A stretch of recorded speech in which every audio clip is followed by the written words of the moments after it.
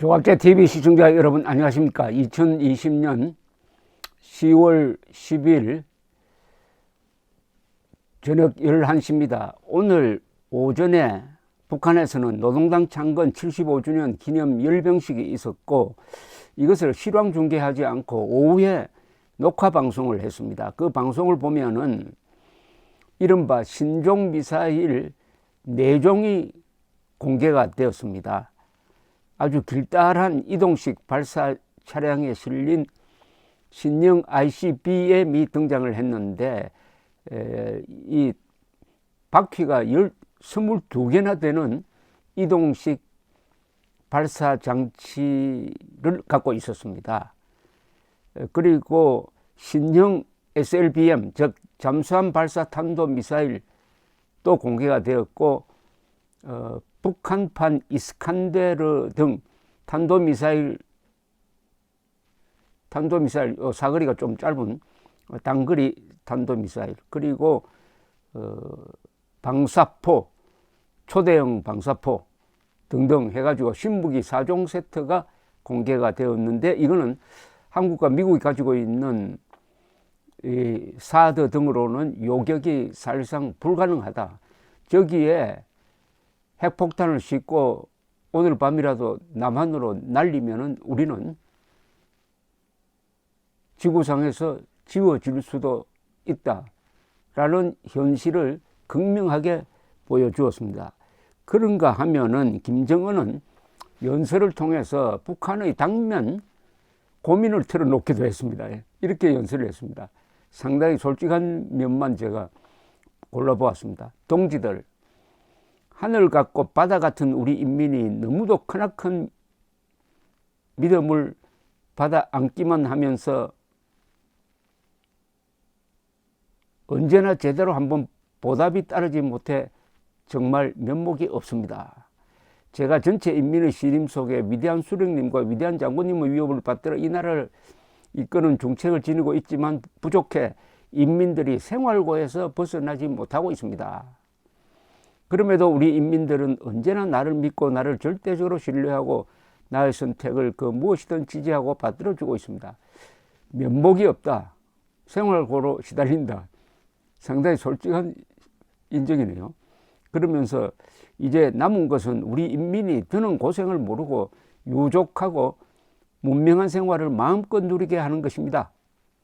우리 당은 인민들의 복리를 정진시키고 더 많은 혜택을 안겨줄 우월한 정책과 시책들을 변함없이 실시하고 끊임없이 늘려나갈 것이며, 인민들이 꿈속에서도 그려보는 부흥번영의 이상사회를 최대로 앞당겨 올 것입니다. 어떻습니까? 이 연설 내용과 아주 거창하게 등장한 북한의 미사일 무기 사이에는 크나큰 차이가 있습니다.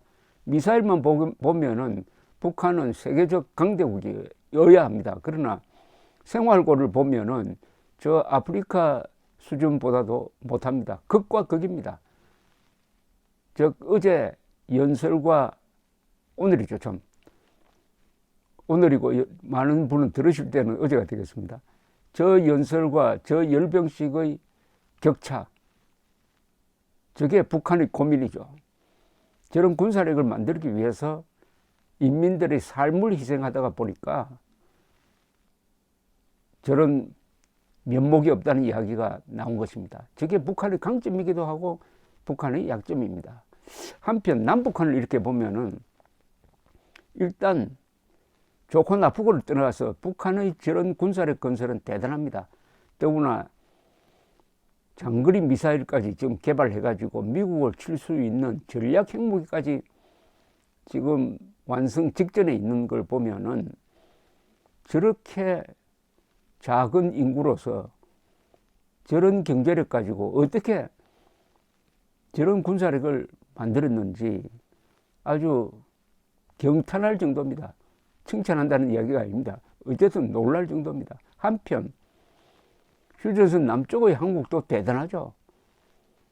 북한은 이런 위협 속에서 경제 발전시키고 민주 발전시키고 법치를 이 정도로 만들고, 그래서 남과 북을 함께 아울러서 보면은 세계 사람들이 아마 참 대한민국, 북한 둘 다 대단하다 이렇게 여길 겁니다.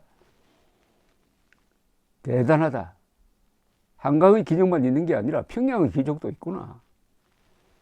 정말 대단합니다. 문제는 저런 북한식과 저런 남한식이 오래 갈 수가 없고 어느 하나는 소멸되어야 한다는 사실입니다.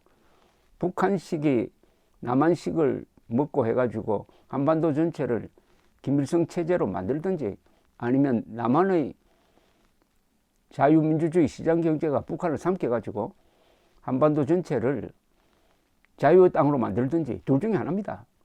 남북 대결의 본질은 민족 사이 정통성과 삶의 양식을 놓고 다투는 타협이 절대로 불가능한 총체적 권력투쟁입니다. 자, 그런데 이 세계사를 이렇게 넓혀서 보면 말이죠. 우리한테 좀 기분 나쁜 하나의 법칙이 있다는 걸 압니다.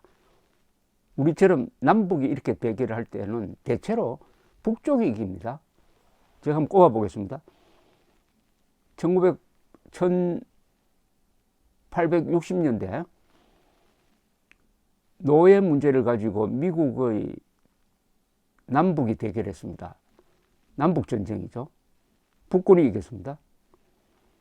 월남이 남북 대결을 했죠. 월맹과 남한의 4.20 정부. 북쪽의 월맹이 이겨서 통일을 했습니다. 북예면과 남예면이 한때 갈라서 싸우다가 일단 합쳤습니다. 그러다가 또 싸우면서 북예면이 남예면을 흡수 통일했습니다. 거기서 북쪽이 이겼습니다.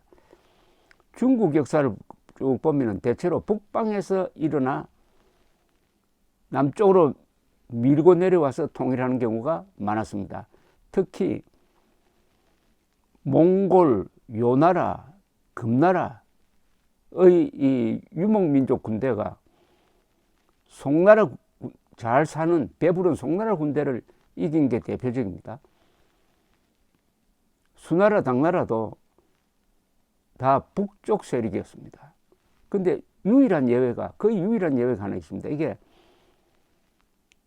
남쪽에서 일어난 명입니다. 명이 북진해가지고 통일을 한 겁니다.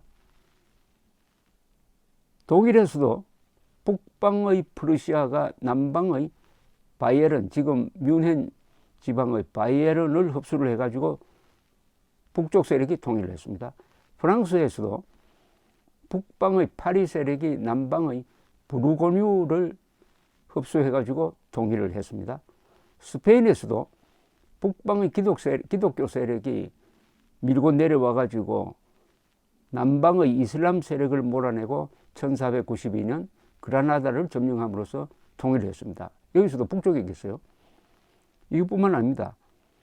이탈리아도 북방에서 내려온 게르만족에 의해서 로마가 망했습니다. 그 뒤에 한 1400년쯤 분열되어 있다가 19세기에 이탈리아가 통일될 때도 북방의 사르디니아 왕국이 남쪽의 나폴리 왕국을 흡수해가지고 통일합니다. 이탈리아도 북쪽이 이겼어요. 그런데 예외가 하나 몇 개가 있습니다. 신라입니다. 신라의 삼국통일은 남쪽이 북쪽을 흡수한 거죠. 그리고 영국도 어떻게 보면은 영국의 남쪽은 도바 해협을 건너서 프랑스죠. 노르망디죠. 노르망디에 있던 이 바이킹의 후예들이 도바 해협을 건너가서 1066년에 잉글랜드를 점령해가지고 스코틀랜드로 북진을 해가지고 결국은 영국을 통일했습니다. 어떻게 보면 남쪽이 통일했습니다. 일본도 한반도에서 건너간 세력이 규슈 지방에서 힘을 길러가지고 계속 북쪽으로 밀고 올라가서 오늘의 일본을 통일했다고 볼 수가 있습니다. 그러면은 왜 남북 대결에서 대체로 북쪽이 이기느냐 하면은 북쪽은 추운 지방입니다. 그러니까 사람들이 추운 환경에서 생존하기 위해서 일을 열심히 하고 그러다 보니까 강건하고 그리고 규율이 엄격해집니다. 남쪽은 어떠냐 하면 대충 바다를 면하게 됩니다. 바다를 우리는 남쪽 바다 남해 저 유럽은 지중해 이런 식으로 바다를 면하게 되면 아무래도 물산이 풍족하고 기후가 좋고 하니까 사람들이 아주 놀고 예술을 발전시키고 경제 발전시킨 데는 잘 하는데, 그렇게 하면은 아무래도 북쪽보다는 군사력에서 상무정신에서 약해집니다. 그리고 미국의 경우에는 북쪽은 제조업이 발달하고 남쪽은 농업 또는 뭐 목화 이게 발달했는데, 전쟁을 할 때는 제조업이 발달한 쪽에서 이깁니다. 이런 걸 봤을 때 우리 앞으로 남북 대결에서 결국 남북한 한쪽은 없어져야 되는데, 우리가 정신 바짝 차려야 된다는 것은 우리가 가지고 있는 문화의 힘, 정치의 힘, 그리고 경제의 힘은 대단하나 오늘 열병식에서 보듯이 북한보다 우리가 규율, 상무정신에서 떨어지고 있다. 북한은 어쨌든 자주국방하는 나라인데 대한민국은 자주국방을 하지 못해가지고 경제력은 50배나 되면서 핵무기도 없고, 그리고 한미동맹도 스스로 약화시키고 있고, 주한미군 빠져나간다고 겁을 잔뜩 먹고 있고, 북한에는 중국군이나 러시아군이 없거든요. 이 정신 상태에서 이미 흔들리고 있으면은 결국은 세계사의 법칙대로 북한이 남한을 먹는 이런 결과가 일어나지 않을까 하는 끔찍한 생각을 하게 만든 것이 어제 있었던 열병식이었습니다. 한국인이 어떻게 하면은 자주국방 의지를 다시 되살릴 것이냐, 여기에 우리의 생명, 재산, 자유가 걸려 있습니다. 우리를 지킬 사람은 우리밖에 없지 않습니까? 미국이 우리를 대신해서 피 흘려서 싸워서 김일성의 남침을, 그리고 중공군의 개입을 막아준 건 한 번으로 족합니다. 또 그런 은혜를 바란다면 이건 공짜십니다. 공짜심리. 역사의 공짜심리, 공짜가 두 번 통하겠습니까? 감사합니다.